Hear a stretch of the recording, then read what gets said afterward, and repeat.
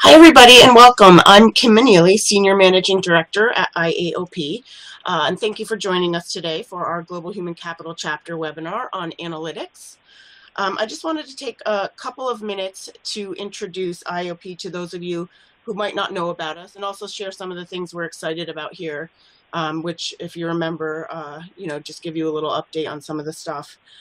First and foremost, at our core, we're a member-based association that brings together customers, providers, and advisors to collaborate with a focus on knowledge sharing, learning, networking, advocacy, and ultimately improving your business service models and your outsourcing outcomes. Being a member of IAOP not only makes you part of a pretty awesome community, members also have the ability to access information in a lot of different ways.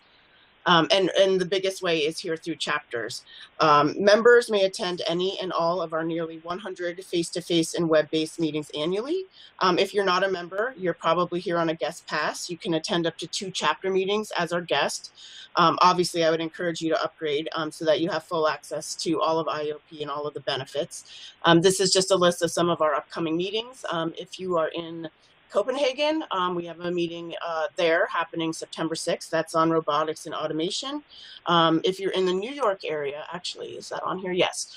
New York City, we're doing a special meeting on September 14th where we have a big RPA event happening September 15th in downtown New York. And on the 14th, the New York chapter is sort of going to kick off the festivities with a chapter meeting on crowdsourcing. So if you're in the New York area, please come and join us in New York. I'll be there.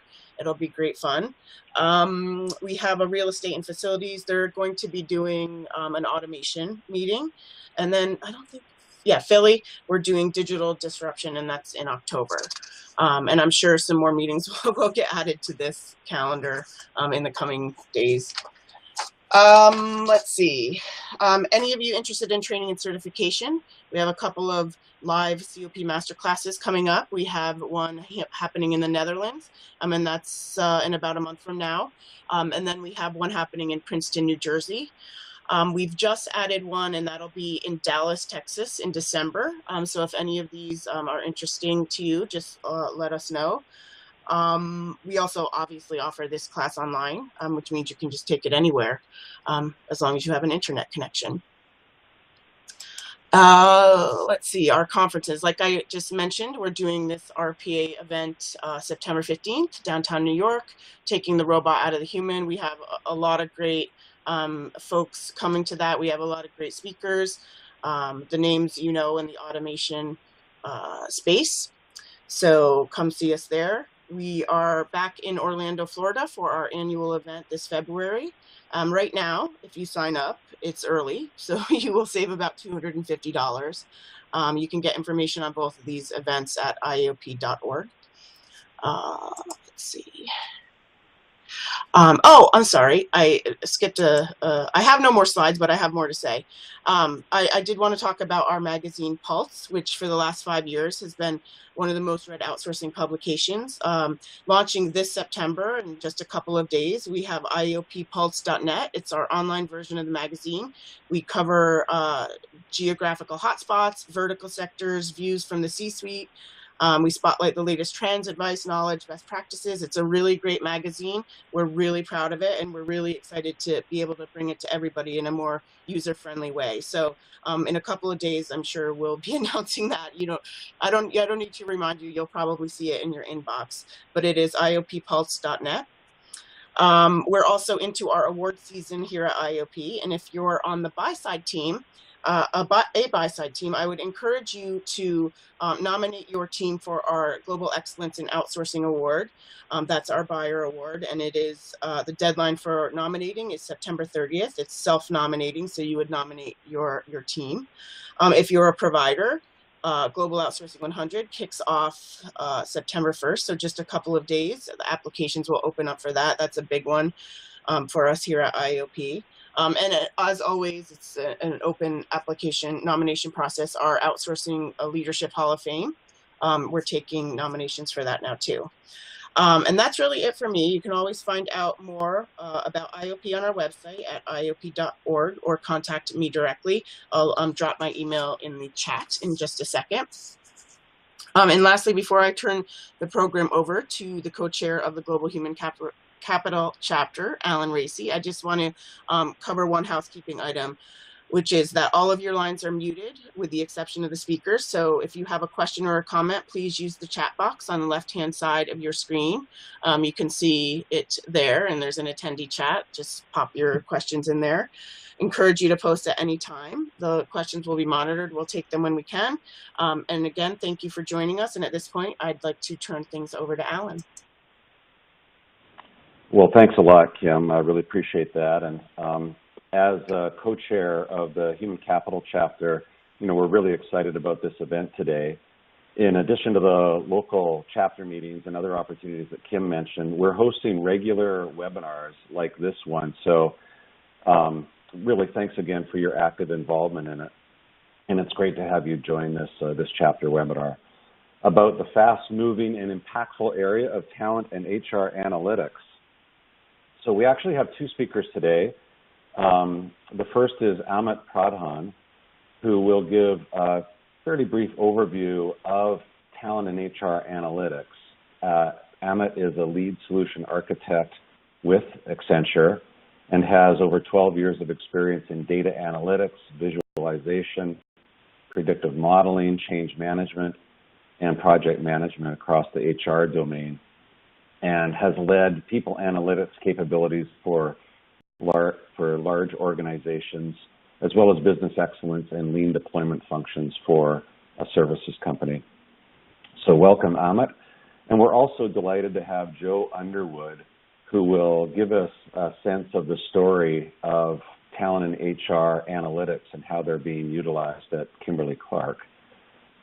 Joe is a seasoned veteran with Kimberly-Clark, having spent 35 years with that organization, and has really toured Kimberly-Clark with over 16 jobs across all parts of the Kimberly-Clark organization, including finance, corporate strategy, operations, and HR functions.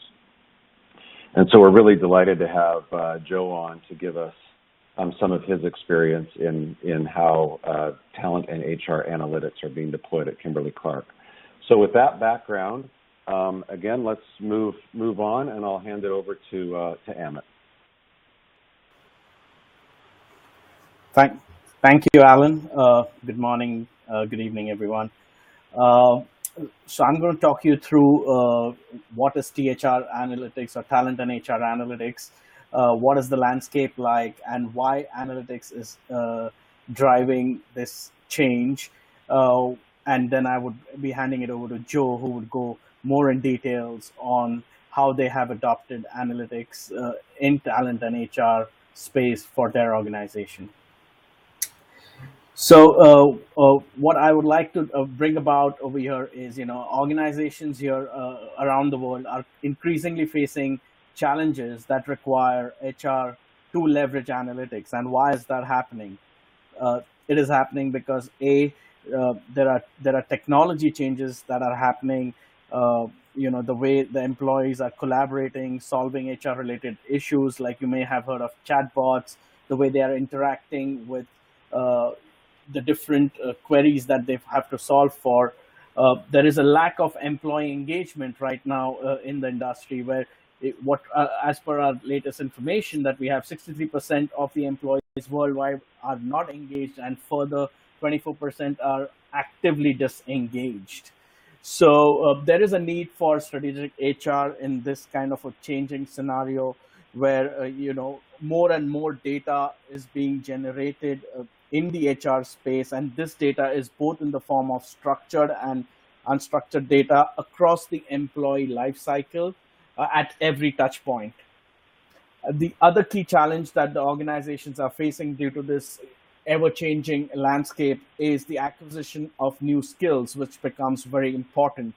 So this is where analytics can be leveraged to identify what are the skills that are going to be in high demand, for example, and be able to come up with a decision whether we need to build, buy, or borrow that skill. So this is something that can be achieved through advanced analytics. Moving on to the next slide, where we talk about why HR analytics. And this is where you see, why do we need HR analytics? This is because we want to link the strategies from an overall business perspective to drive those business outcomes. And in the end, the people who are driving these outcomes are your employees. And this is where THR analytics helps improve the overall business outcome by focusing on improving the workforce performance and productivity. Now, this can be in the form of, either quality of hire, and once you have the talent on board, then how do we retain that talent? Then once we retain that talent, we want to develop that talent, and then you would have multiple questions arising on return on investment on trainings and the learning that you put in for a particular employee. So what we need to know in this day and age is, there is no such thing as one size fits all, whether it's hiring, training, or retaining.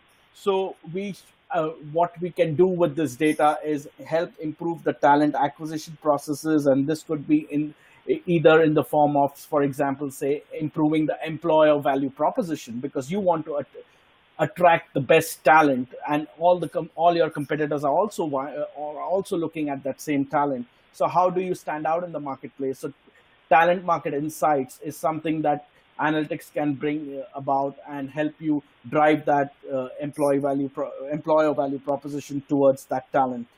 And then we could use artificial intelligence when it comes to talent acquisition. For example, talent success profile. You want to improve the quality of hire. Then how do you predict at the hiring stage that this particular talent that I'm going to invest in is going to be retained and at the same time deliver the performance that is required by the business?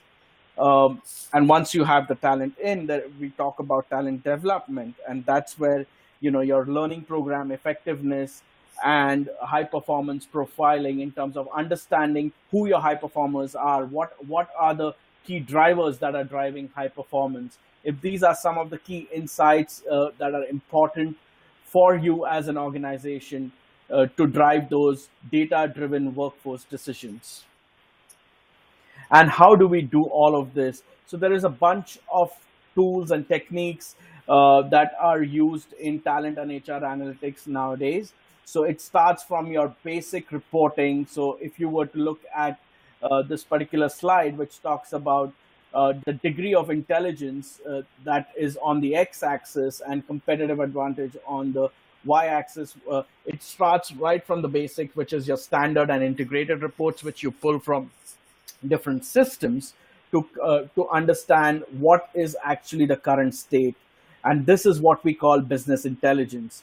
So once you have that information in terms of the baseline and what's really going on, you get into exploratory analysis, which is basically understanding and the trends, and basis the trends, trying to see how it will be seen in the future. And then you do a deep dive. You could do your root cause analysis right here. And once you understand, why it's going wrong, or why certain actions are being taken, then what you can look at is forecasting, which basically helps predict outcomes based on patterns in the historical data. So you can forecast, say, for example, your talent demand, the rate of attrition. So that way you can help with the overall workforce planning and strategy. From forecasting, we need to move on to what will happen next. If that is the question that you want to ask, that's where predictive modeling comes into the picture, where you help to predict the effect of what are the possible scenarios that may work out depending on the business performance and the ever-changing business landscape. And then finally, what we talk about is optimization analytics. Is basically what is going to happen. Now you want to plan for it, and that's where optimization techniques come in, where it helps you optimize variables to execute your final business strategy. And this is where you have a lot of simulation and scenario building to come up with what is right given a particular scenario is going to occur. And we do this using a host of analytic tools and technologies which are listed out here. It could be SAS, Python, SQL, R, and then visualization is another important aspect that we look at using Tableau or ClickView. There are different tools, third-party tools available in the market that we leverage to do that. In terms of analytics techniques and data mining skills, we look at machine learning, data mining, text analytics. Also, econometrics is what we use as our toolkit to help answer these questions and enable business leaders to take those decisions. And with that, I can hand it over to Joe to take you through the case study for Kimberly Clark. Okay, I'll take myself off mute here, and hopefully you can hear me. Thanks so much for giving that kind of overview of the broader context of what's going on in the workforce, as probably most people on the call or webinar are experiencing. I think from Kimberly Clark's perspective, and where I have come into this is from this idea of a need for a strategic HR function. I got into HR, I don't want to say accidentally, but unexpectedly through working in our corporate strategy team and getting into helping HR develop a people strategy and a diversity and inclusion strategy. And in that experience, we used that as a proof of concept for using analytics to drive strategy. And from that, I was asked to join HR to start a people analytics function that didn't exist before. So kind of the underlying need is need for strategic HR. And hopefully you're looking at a slide that has fact-based HR. A foundation for our people strategy is to transform HR, I guess, by building fact-based HR capabilities so that HR can use data and analytics, because really historically that hasn't been the first thing people think of when they think about HR. And using data and analytics combined with traditional HR consulting skills to become more strategic business partners are really part of make people strategy part of the business proposition. And now what we're seeing by doing that, HR can come to the table with fact-based actionable solutions to business problems, similar to what other functions have done and similar to what I've done through my career in either finance or operations or corporate strategy. That was just basically our modus operandi, right? We would identify a problem, find out what does the data tell us, come up with a business hypothesis as to what the solution would be, develop actionable data-supported recommendations based on that, and identify what our objectives were and what things we'll measure to make sure we're making progress. And if we're not, do that loop again. So it's that continuous, data-driven business problem solving that has been, a tradition in multiple other functions and really is developing more in HR than ever before. So what we expect to get from that is better business decisions, more informed leaders that really understand how the organization actually behaves, as opposed to what conventional wisdom might be, and better results and actually more credibility and impact from the HR organization. So I guess you can go to the next slide. And I'll just talk a little bit about what we've experienced to date in this. From a timeline history, I started working on the people strategy and the D&I strategy and applying data and analytics to HR problems back in like 2010, 2011. In 2013, we implemented Workday globally, so the first time we had consistent global people information as opposed to having some of you may have experienced this as well in your companies, different systems, anywhere from, you know, a system like, well, whatever system you use to spreadsheets in some countries. You know, we have 43,000 roughly employees globally in 68 countries. So till we came up with one global people data information system, it was quite an effort just to even count how many people we had globally. Now we have, at least in Kimberly-Clark, unprecedented visibility to our global data. It's much easier to get to it for us from an analytical point. And from that first implementing global day, we started the people analytics function around 2014, and so we've been on this journey since then. What we're seeing is, you know, we're much more efficient from a reporting standpoint. We do a lot of, you know, what I would call basic analysis. So we're helping HR come to the table with those data-driven recommendations I talked about. We've changed the perspective of the organization as to understanding how the organization behaves and how movement in the organization happens. We've been able to change the conversation around certain business problems with real data. We're involved with most every business in the country, in the company, and we've been able to move into more predictive analytics in that sort of progression that Emmett presented a couple slides ago, from reporting up through predictive analytics. I was asked to talk about some specific business results, and you know, I can't go through all of them. We have 3 people on our people analytics team, and I'll talk about how, in a few slides, how we partner with Accenture to expand our capacity and such. But with our small team, we work on a pace where we're doing 170 to 200 project requests a year of different types. So we're busy, and so I can't go through all of them. But for some examples, I mean, the first area that we did prove the concept of using analytics to drive strategy and action was in the D&I space, diversity and inclusion space. So excuse me if I slip into our nomenclature and say D&I.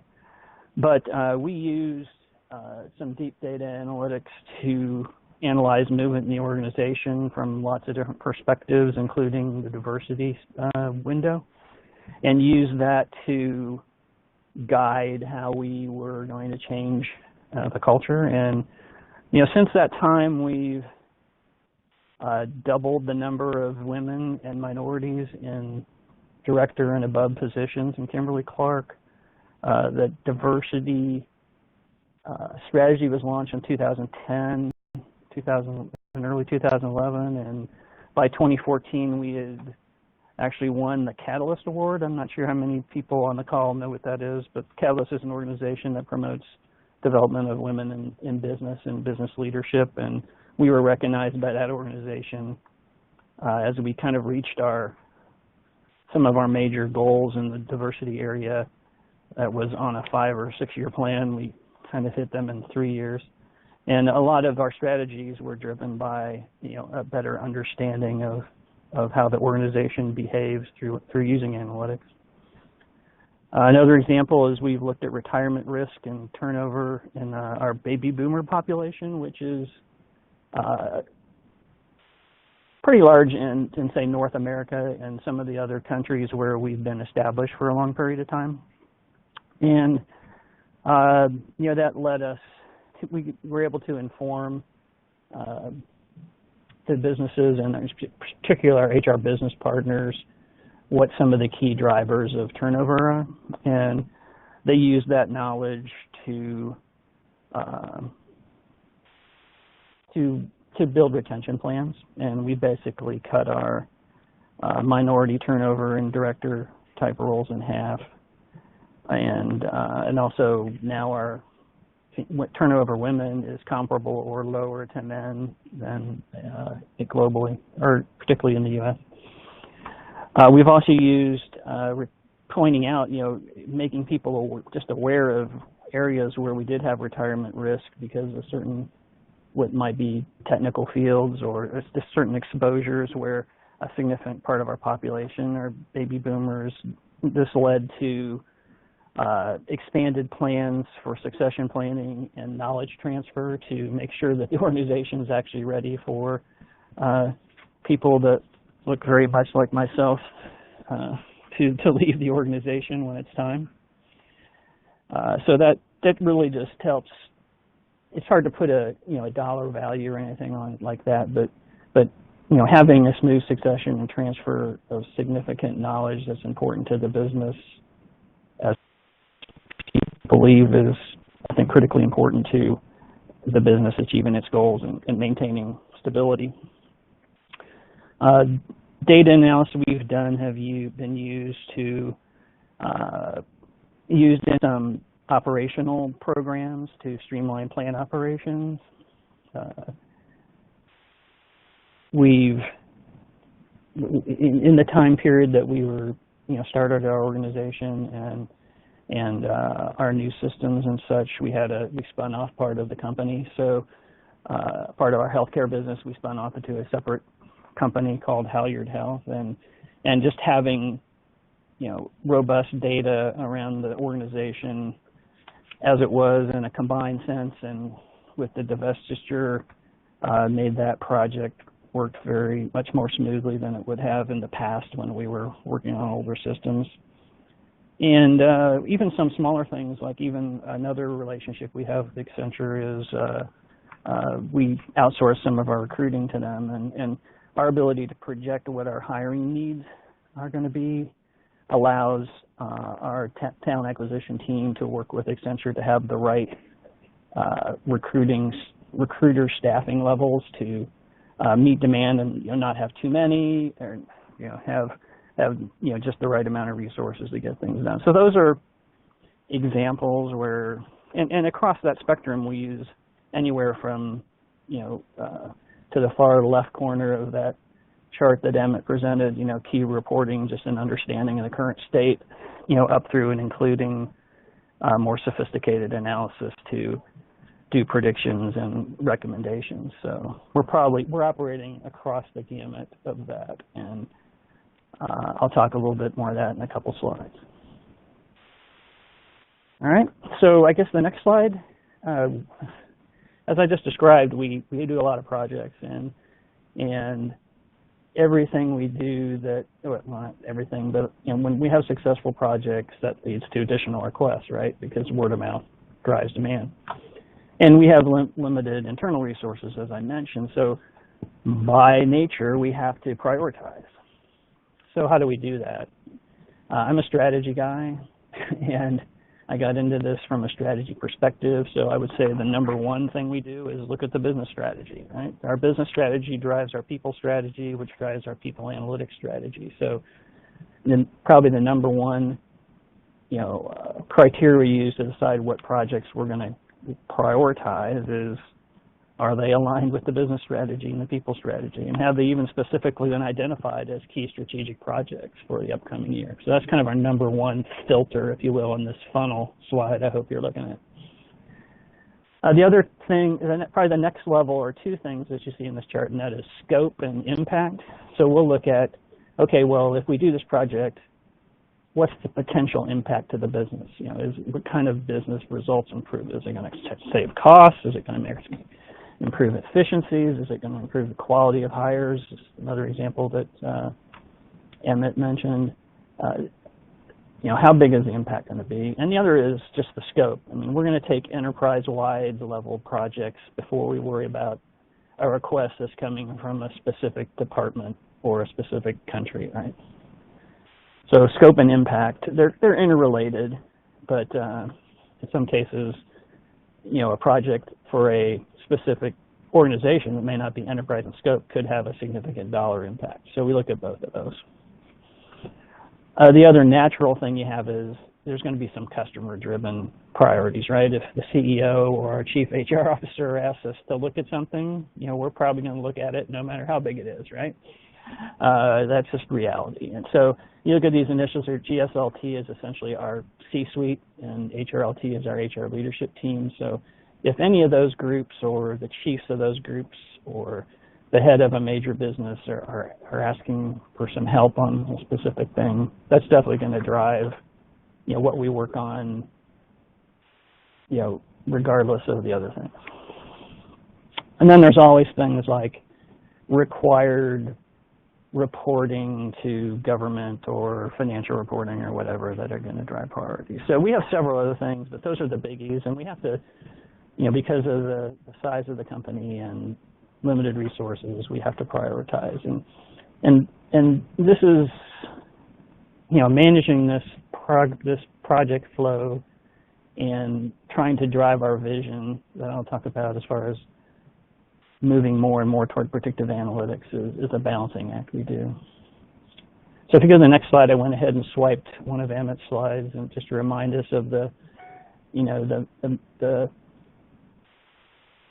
desire to move from the bottom left corner of that, which is, looking at reporting and what happened, and do more and more of the higher value-added things in the blue spheres up towards predictive analytics.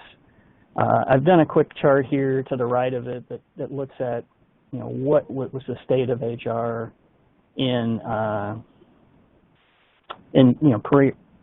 I first came into this, as far as what we did from the standpoint of reporting and analytics, what we spent our time on, to where we are today, which is the third bar over 2617, and what the vision is being. And basically what you see is we're trying, as far as our core team, at my immediate team, we want to do less and less of the basic reporting, either automating it or, as you see, spinning it off to other resources to do.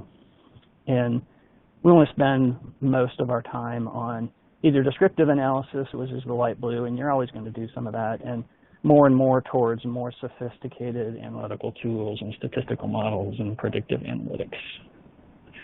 And these aren't precise numbers.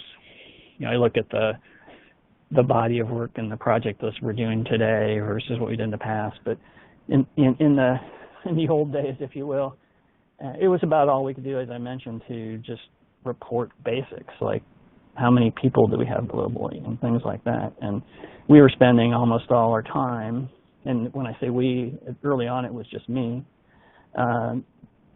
doing reporting. And over time, we've been able to move, do less and less, automate and push reporting elsewhere, and focus more and more on analytics. And so that's sort of the combination of moving to left or right on the chart on the left that Amit presented, and also kind of balancing where our workload is.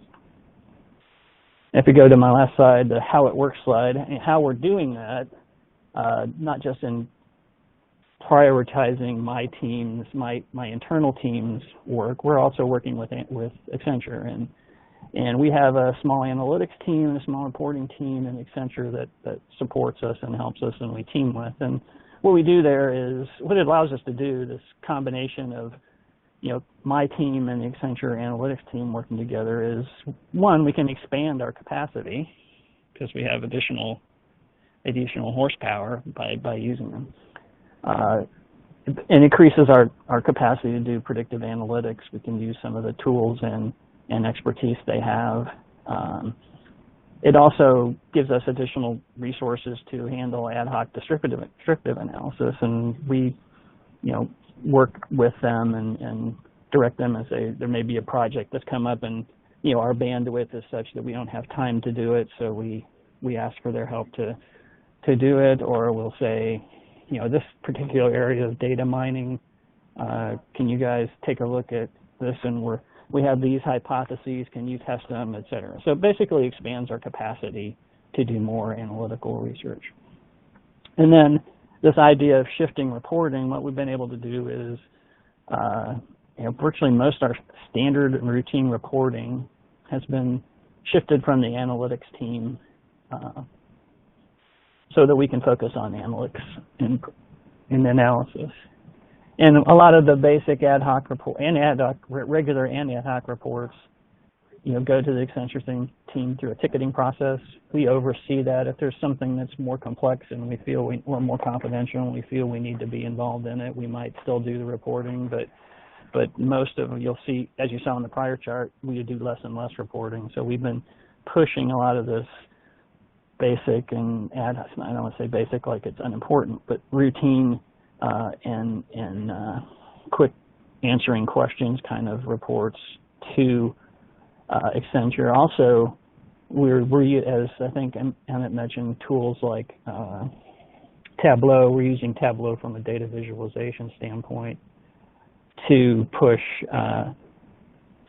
some key sets of metrics and questions that are easily, so we don't have to respond to common questions. We've got them on dashboards pushed out to the HR business partners as well. It's part of our plan. So from our internal team, our core team, we'll coordinate activities with the Accenture team from reporting and analysis, analytical standpoint. And in some cases, we'll step in some high complexity requests to do reporting, but more and more we're being able to use that Accenture team to reduce our time bandwidth spent on reporting and do more value-added analysis and predictive analysis. And we're continuing on that journey. We're trying to, as you saw on the previous slide, we still have a 2B vision to move even more towards predictive analytics and such. And it's just a matter of building our capability, building our expertise, and prioritizing our workload to be able to focus on it. So that's basically my coverage of our journey to drive strategic HR by building a people analytics function. And I guess we'll move on to Kim or whoever in questions or from there. I guess we can see if we have any, if anyone has any questions, you can go ahead and put them in the attendee chat. I didn't see any come through earlier, but if you have them now, encourage you to go ahead and put your questions through.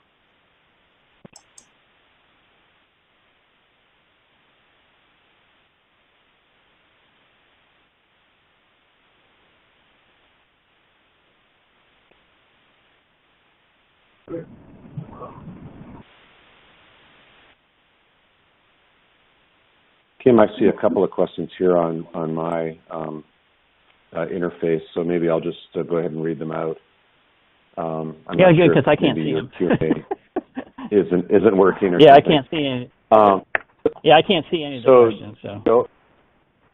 Okay, so Joe, I have a question here that's come in. It says data cleanliness is an issue for many organizations. How clean does your data need to be in order to run analytics effectively? So maybe you could just comment on that. Yeah, well, we have to look at that. It varies on the type of data, and we find it varies from country to country as far as how people execute. And when we look into start a major project, one of the first things we do is just take a look at our data and try to identify how clean it is. This is actually a timely question because we're actually looking at developing a more formal approach to our data governance and data management going forward. So it's one of my priorities, for the back half of this year and into next year. And how clean is it is kind of a suggested question. We know that when we first implemented our new system, there was a lot of effort to put the data in and clean it when it went in. To keep it clean requires, diligence and procedures and training and we have probably varied success at that. And we kind of monitor things, and we can pretty much tell as we watch the data where we have some issues, and we step in at times. We're working to make that more consistent globally so that we don't have to do as much cleanup on the front end when we do a major analysis. Okay, great. Thanks for that. Here's I can see one. a question here. Oh. Go ahead. I see one now. One here's what's our biggest challenges in making the transformation? I think we're still. I mean, it's a slower process because this is a new idea of fact-based R, and we're not trying to make everyone analysts. I mean, that's not the purpose. It's trying to get people to think, critical thinking and think more analytically, and we've done some workshops on it. And there's probably varied capability in the HR organization. Some people get it and do very well at it. Some it's a whole new world to them, and they can kind of drown in data if they're not careful. So we just try to work as closely with the HR business as possible, and build their capability as we work with them. We have some discussions going with our learning and development team as far as, we think that fact-based HR capability and ability to do critical thinking and such should be a foundational skill, and I think we have people that are agreeing with us. So we're trying to set up more formal things to look at that, but we have a way to go there. The only way how do we overcome them? It's pretty much us working with HR business partners and kind of talking them through the process, and in some cases a few workshops to try to take them through, this is how you use the data and these are the type of questions you can address. Another question I see are how are we handling historical data? We only have data back through 2013 in our system, in our current system. We focus mainly on that time horizon because we're more confident in the quality of the data back to that point. We do have historical data from our prior SAP system, at least in North America and Europe, back further in the past. And if we need to tap into that, we can. But we're mainly focusing on what we know has been collected within our Workday system. If we could do it all over again, what would we do differently? I don't know. I mean, it depends on what you're asking about there. I kind of came into people analytics through corporate strategy and was asked to start something from scratch. I'm not sure I'd do much different as far as building the team. As far as helping to build capability in the HR organization, I think, if we had the ability to do more ongoing training and supportive training, if we had the resources to do that, I think that would be good. Alan Racy, cost is an issue for many companies. How do we get funding? Okay, so I think I mentioned briefly that I got into this first working on the people strategy and the diversity inclusion strategy, and we proved the concept by applying analytics to those major efforts. And once we did that, we got the buy-in to build a team. And really, you have to have, in working on those two projects, we had visibility with the CEO, and we certainly had visibility with the Chief HR Officer, and the current person Scott Bosson, who's the Chief CHRO for Kimberly Clark now, was a Vice President at the time, and he fully got the idea. I use gets it in air quotes here, with what the value of analytics. So he was a big supporter. The Chief Diversity Officer, obviously Sue Dodsworth, was actually a big supporter. So I mean, you have to have that support at the top, and you have to be able to demonstrate that this kind of process and using analytics can make a difference. And we happen to have that opportunity in the building. The business demanded a new people strategy. The business was demanding, and the CEO was demanding a new diversity strategy. So we had that forum, if you will, or platform, and we just made it work by proving that concept.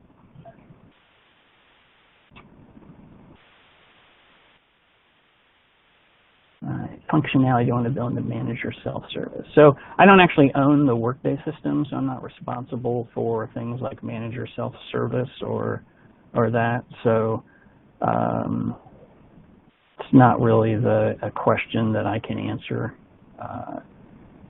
I'm going to get involved in the data quality side of it, but it's really HRIT that will be driving, and I suppose some of the HR business partners will be driving how much the managers actually do self-serve.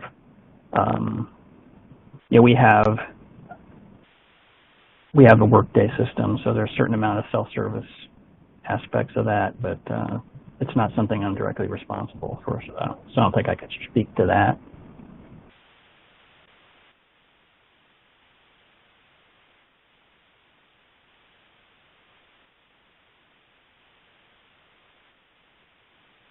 So this other question is about, I guess machine learning is what that's getting at. Again, that's more of an IT side of things. We do have a lot of activity going in Kimberly-Clark around analytics in general, so not just people, not necessarily in the HR realm, but across. So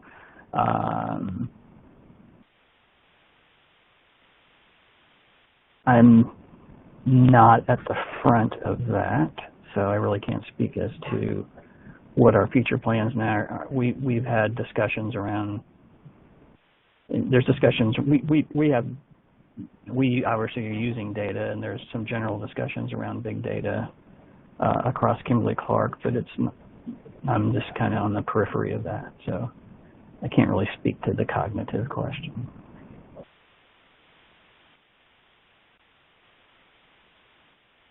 Any others that I can't see that haven't hit?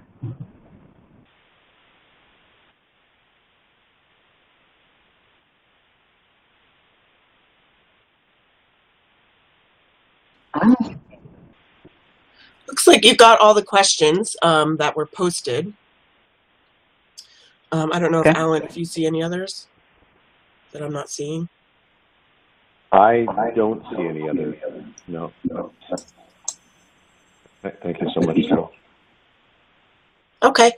Okay. If anyone has any questions for these guys for follow-up, I'll make sure that they get them. Just let me know. But otherwise, Yeah, thank certainly. you everyone for joining us, and thank you, Joe and Amit, for your time today. Okay, good. Thank you for having me.